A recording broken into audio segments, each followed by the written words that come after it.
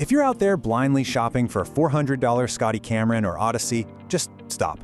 You are about to make a massive money mistake. There's actually a budget model out there that took home MyGolfSpy's Best Value Award, and most weekend golfers don't even know it exists. It's the Tommy Armour Impact line. And look, later in this explainer, I'll show you the one model in this lineup that's an absolute steal, and the one model you need to completely avoid if you actually want to save money. Let's talk about the massive money problem in the golf gear space right now. You walk into a big box store and boom, it's just a wall of putters priced at $300 to $500. They're all pushing aerospace steel or these limited run finishes, right? But here's the reality. A 15 to 25 handicapper drops $400 based entirely on a brand name. Then 6 months later, they're still three-putting just as much as before. They're out $400, scratching their heads, wondering what happened. Listen, spending more cash does absolutely not equal fewer putts. Before you buy, you need to hear this next part. This right here is what separates a smart purchase from a regret purchase. See, getting a budget putter doesn't mean you're buying junk, but you really have to know what actually matters. So let's filter out all that marketing hype so you know exactly what to look for. When you look at budget putters, there are 4 uncompromising rules. 1. Face consistency. Cheap putters often have flat, unmilled faces that just give you an inconsistent roll. That's an instant deal breaker. 2. Miss-hit forgiveness. Look, we're weekend golfers. We do not hit the center of the face every time. The club has to help you out on toe and heel strikes. 3. Match the hosel to your stroke. Buying a blade just because it looks classic? Well, if you have a straight back stroke, that is a guaranteed way to miss more putts. And 4. Build quality. If the thing chips or rusts in 2 months, it's a total waste of money. So let's see how the Tommy Armour Impact actually measures up against these rules.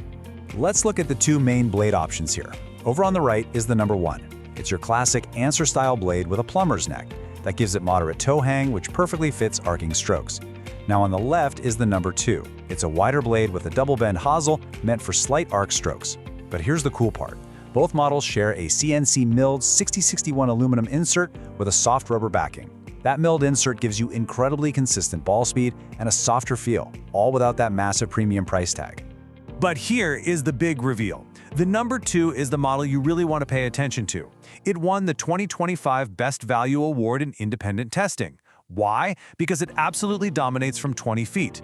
That mid to long lag putt distance is exactly where amateur golfers leave themselves the most shots.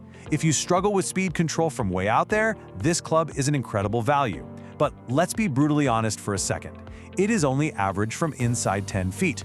If your main issue is knocking in those knee-knocking 3-footers, this club isn't going to magically save you. This is exactly where most golfers waste money.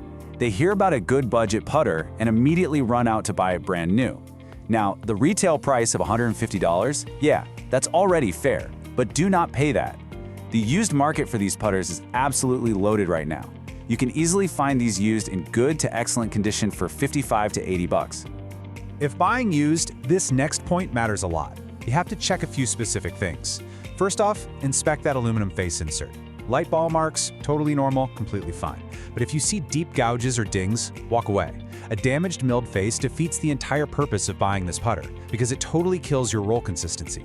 Second, check the shaft right near the hosel for rust. The black finish on the head actually holds up okay, but if it sat in someone's damp garage for a year, that shaft is going to show rust fast. Let's run through some rapid-fire smart buyer tips so you get this right. First, match the hosel to your stroke. We just talked about this. Number 1 is for an arc, number 2 is for a slight arc. Second, try it in-store first. Seriously, go roll a few putts and make sure you actually like the look behind the ball. Third, do not overpay for the newer 2024 model. It has some cosmetic updates, but the core tech is exactly the same. Keep your cash. Fourth, budget $25 to $35 for a grip upgrade. Taking off that stock wind grip and slapping on a heavier Superstroke, it completely changes the feel and stability of this club. Let's lay out the honest pros and cons, because nothing is perfect. On the pro side, you're getting a CNC milled aluminum insert that delivers consistent roll at a fraction of the cost of the big guys. The miss-hit forgiveness is surprisingly excellent for a blade, and the number 2 gives you absolute top-tier lag putting performance. Plus, like we said, that used market is deep. Now, on the con side, the black sole paint, yeah, it's going to wear off with regular use. Short-range performance is just average. The sound is a little metallic compared to a premium hand-milled putter. And frankly, the head cover it comes with feels incredibly cheap. So who is this actually for? Well, this is a perfect match for mid-handicap weekend golfers. If your budget is under $150 and you struggle with distance control from 15 to 30 feet, the No 2 is your play. Take the money you save and buy some lessons or a new wedge. It's also a fantastic option for beginners who just want a reliable club to learn with, but don't want to drop serious cash until their stroke is fully dialed in. Most buyers skip this check and regret it later. Who needs to avoid this putter entirely? Skip it if you're a low handicap player who needs premium, hand-milled sound and feel. Trust me, you will notice the difference. Skip it if you have a straight back, straight through stroke. The toe hang on these blades will literally fight you all day long. And definitely skip it if the used price tag is sitting over $120. If someone's trying to sell it to you for that much, just walk away. You lose the entire value proposition at that price. The cheaper option is not always worse. Here's the catch. You have to make the right comparisons if you really want to save money and get the right club in your bag. So let's look at a couple of other routes you could take to make sure you're making the smartest move. Here are two solid alternatives. If the Tommy Armour shape just doesn't suit your eye, check out the Cleveland Huntington Beach Soft. You get a similar milled face for right around the same price. Got a straight backstroke? Look at the Wilson Staff Infinite line. They're face balanced and absolutely great for straight strokes. And hey, don't forget older used options. A previous generation used Odyssey or Ping for $80 is always a strong play, assuming you can find one in good shape. All right, here is the definitive verdict. The absolute smartest move you can make is finding the Tommy Armour Impact No. 2 used for under $80. At that price point, you get premium mid-range performance, you buy yourself a grip upgrade, and you actually improve your game without getting robbed by golf marketing. Only buy it new for $150 if you absolutely cannot find a clean used one and it still comfortably fits your budget.